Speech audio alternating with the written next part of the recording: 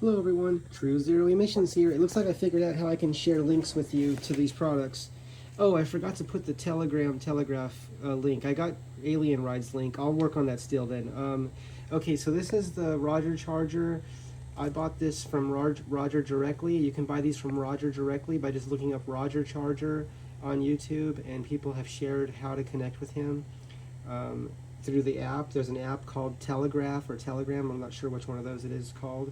But if you just look on YouTube and search Roger Charger, R-O-G-E-R Charger, you'll see links in the description of videos that will show you how to get connected with him.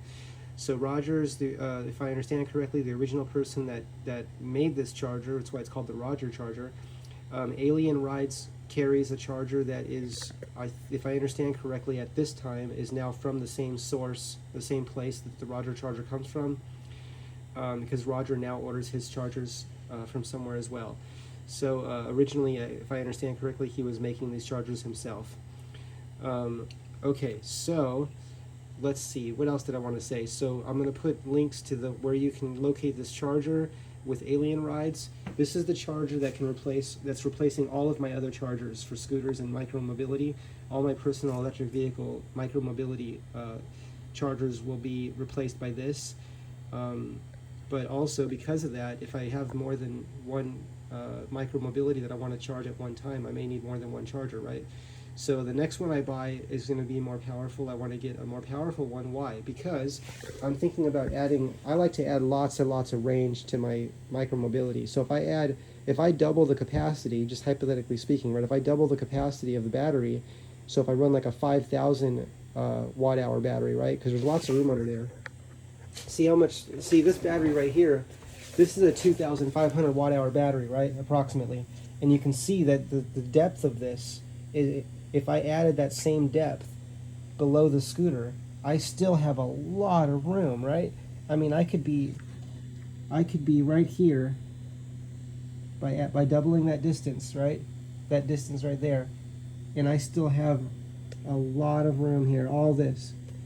So I could double my range essentially. Now when I do that, if I do that, I can charge the battery at more amps, right? Because I'm going to have a larger capacity battery.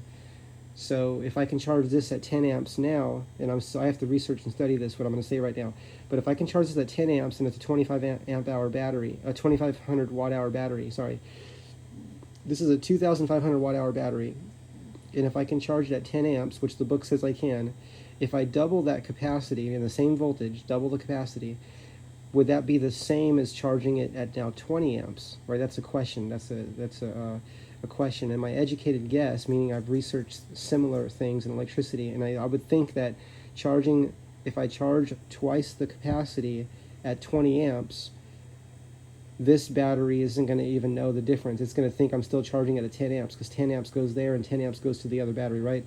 Just as an approximation. This is kind of like a thought experiment.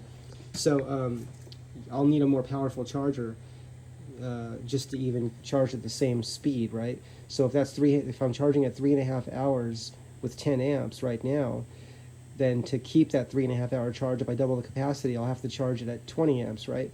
So I'll need a 20 amp charger. So I'll still charge at the same voltage, but the current will be greater. So, but then I have to watch the wires, make sure things don't get heat up. So I'll be watching all that. Okay, everyone. See you in the next video. Bye.